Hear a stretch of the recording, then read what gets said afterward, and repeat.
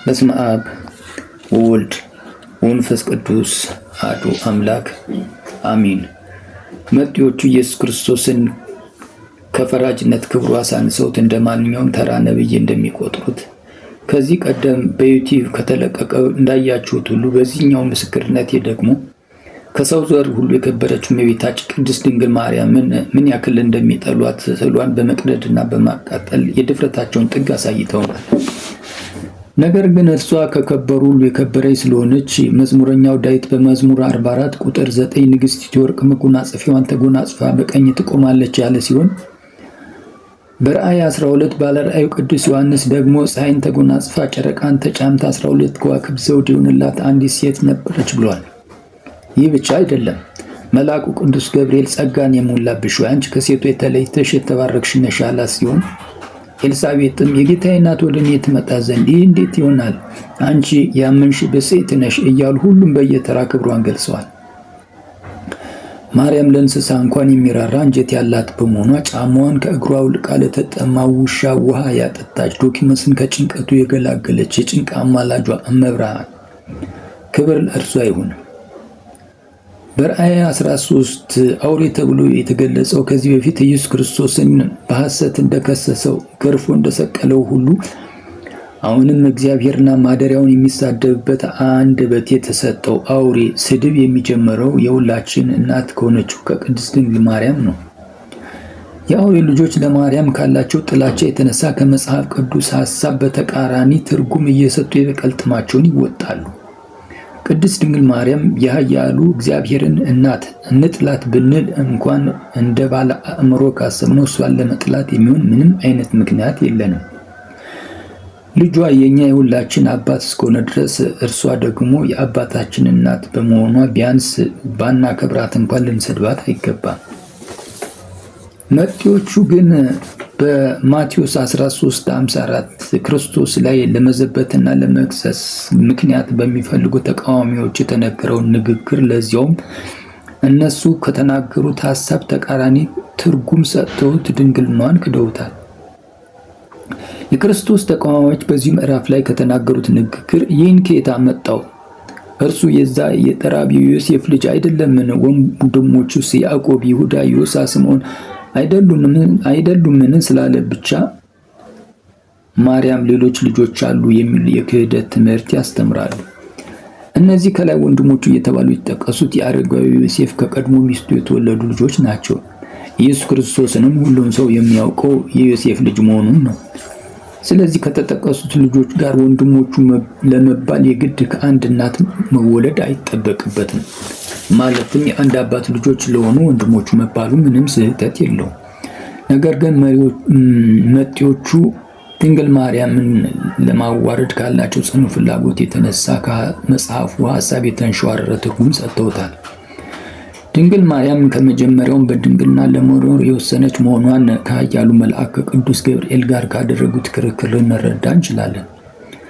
መልአኩ ደርሷ ገብቶ ጸጋን የሞላብሽ ሆይ አንቺ ከሴቶች የተለይተሽ የተባረክሽ ነሽ፣ ከአንቺ የሚወለድ የልዑል እግዚአብሔር ልጅ ነው፣ የአባቱ የዳዊትን ዙፋን ይሰጠዋል፣ በያዕቆብ ገር ለዘላለሙ ይነግሣል፣ ለመንግሥቱም ፍጻሜ የለውም እያላት እሷ ግን ከዚህ ዘካርያስን ዱዳ ካደረገው ከቁጡ ከባለ ግርማ ሞገሱ ከኃያሉ መልአክ ከቅዱስ ገብርኤል ጋር ለዚያውም ማንም ሰው ሊያገኘው የማይችለውን ዕድል የእግዚአብሔር ልጅ ትወልጃለሽ እያለ ደስ የሚል ዜና እየነገራት አሚን ብሎ ከመቀበልን ወደ እጮኛዋ ከመሄድ ይልቅ ወንድ ሳላውቅ እንዴት ይሆናል ወደሚል ክርክር የገባችው እኮ እጮኛ እንደሚታወቀው የሚታጨው ለግንኙነት ስል ነው። ስለዚህ እግዚአብሔር ከላከው መልአክ ጋር ወንድ የማወቅ ዕድል እንደማይኖራት ደፍራ ስትከራከር የነበረው ዮሴፍ የታጨላት ለግንኙነት ሳይሆን እንዲጠብቃትና ከመንፈስ ቅዱስ ስትጸንስ አመነዘረች ብለው በድንጋይ እንዳይወግሯት የሕዝቡን የትኩረት አቅጣጫ ለማስቀየር እንጂ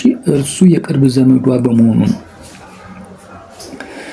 ድንግል ማርያም እንኳን ሌሎች ልጆች ሊኖሯት ይቀርና አደራ ለመቀበል የሚበቃ ዘመድ እንኳን ስለሌላት ኢየሱስ ክርስቶስ በመስቀል ተሰቅሎ በሞት ሲለያት ብቻዋን ሊተዋት ስላልፈለገ ይወደው ለነበረው ዮሐንስ እናቱን እንዲጠብቃት አደራ ሰጠው።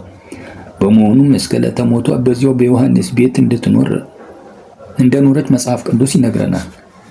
እና መጤዎቹ እንደሚሉት ልጆች ትዳር፣ የትዳር አጋር፣ ቤት ንብረት እያላት ልጇ ኢየሱስ ክርስቶስ ልጆቿን፣ ቤት ንብረቷን፣ ትዳሯን በትኖ እንዴት ዮሐንስ ቤት እንድትኖር ሊያደርግ ይችላል? ኢየሱስ ለአንበሶችና ለእርግቦች ማደሪያ ጎጆ አላቸው፣ የሰው ልጅ ግን ራሱን የሚያስጠጋበት ቤት የለውም ብሏል። እናቱ ቤት ንብረት ካላባት የወለደችውን አንዱ ልጇን እንዴት ራሱን የሚያስጠጋበት ጎጆ ያጣል? መጤዎቹ ሰው ከሞተ በኋላ አንዳች አያውቅም፣ ክብርም የለውም፣ አያማልደውም ብለው ይከራከራሉ። ይህ ክርክራቸው ከመጽሐፍ ቅዱስ ሐሳብ ፍጹም ተቃራኒ ነው። መጽሐፍ ቅዱስ ከኦሪት ዘፍጥረት እስከ ራእይ ዮሐንስ የሚነግረን ስለ ጻድቃን፣ ስለ ቅዱሳን እንዲሁም ስለ አብርሃም፣ ስለ ዳዊት ዘር ብቻ ነው። ለምሳሌ ከ12ቱ ሐዋርያት 11ዱ እስራኤላውያን ናቸው። ሁሉም ታሪክ በአብርሃም፣ በይስሐቅ፣ በያዕቆብ፣ በዳዊት ዘር ላይ ብቻ መሰረት ያደረገ ነው። እስኪ መጽሐፍ ቅዱስ የሚነግረንን እውነት በጥቂቱ እንይ። በማቴዎስ 15:24 ኢየሱስ ክርስቶስ ራሱ ከእስራኤል ቤት ከጠፉት በጎች በቀር ለሌላ አላከኝም እያለን ነው። በሐዋርያት ሥራ 3:25 አሁንም እግዚአብሔር አብርሃምን የምድር ወገኖች በዘር ይባረካሉ ብሎታል። በመዝሙር 88:3 እግዚአብሔር የዳዊትን ዘር ለዘላለም ሊያዘጋጅ እንደማለ እየነገረን ነው። ሮሜ 9:4 እነሱ እስራኤል ስለሆኑ ብቻ ልጅነትን፣ ክብርን፣ የቤተ መቅደስ ሥርዓትን፣ ቃል ኪዳንን፣ ተስፋን ሁሉ ለእነሱ ነው። ከእነርሱ ኢየሱስ ክርስቶስ በሥጋ መጣ፣ እርሱም ለዘላለም የተባረከ አምላክ ነው እያለን ነው። ማቴዎስ 10:6 የእስራኤል ቤት ወደሆኑት ወደ ጠፉት በጎች ሂዱ እያለ እየደጋገመ ስለ ቅዱሳን አባቶች ነገረን እንጂ ስለሌላው ሕዝብ ምንም ነገር አልነገረንም። እኛ ኦርቶዶክሶች እኮ እንድናለን ስንል እስራኤል ዘነፍስ ስለሆንን ነው። ማለትም የዳዊት ልጅ የኢየሱስ ክርስቶስ ልጆች ስለሆንን ነው። መጤዎቹ ግን ይህንን እንኳን ሳያውቁ ራሳቸው ጨለማ ውስጥ ሆነው ነገር ግን ጣታቸውን ወደኛ ይጠቁማሉ። ትምህርታቸው ሁሉ ኦርቶዶክስንና ጻድቃንን በመሳደብ ላይ መሰረት ያደረገ ነው። ሙስሊምና ኦርቶዶክስ 1400 ዓመት ሙሉ በመከባበር በሰላም ኖረናል።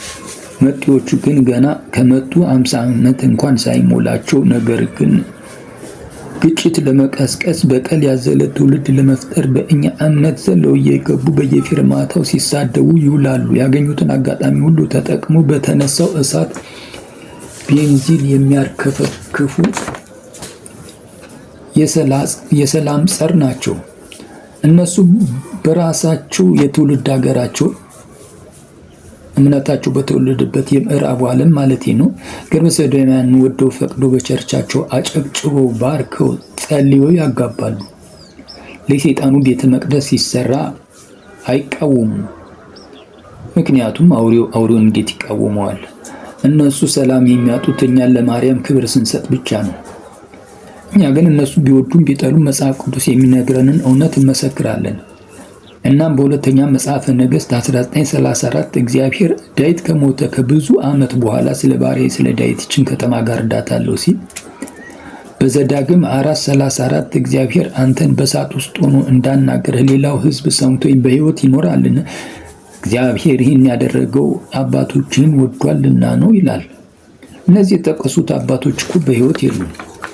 በሁለተኛ መጽሐፈ ነገሥት 13:2 የኤልሳዕ ጽም በነካው ጊዜ ሞተው ተነስቷል። በሐዋርያት ሥራ 13:23 እንደ ልብ የሆነ ፈቃዴን የሚያደርግ የእሴይን ልጅ አገኘሁ፣ ዳዊትን አገኘሁ። ከዚህ ሰው ዘር ለእስራኤል መድኃኒት ኢየሱስ ክርስቶስን አመጣ እያለን ነው። ማለትም ዳዊት ከሞተ ከ20ኛው ትውልድ በኋላ እግዚአብሔር የዳዊትን ቅድስና አልረሳም። ኢየሱስ ክርስቶስ ከዚህ ሰው ዘር መወለዱን እየነገረ ነው። ሙሴ አብርሃም 4ኛ ትውልድ ነው።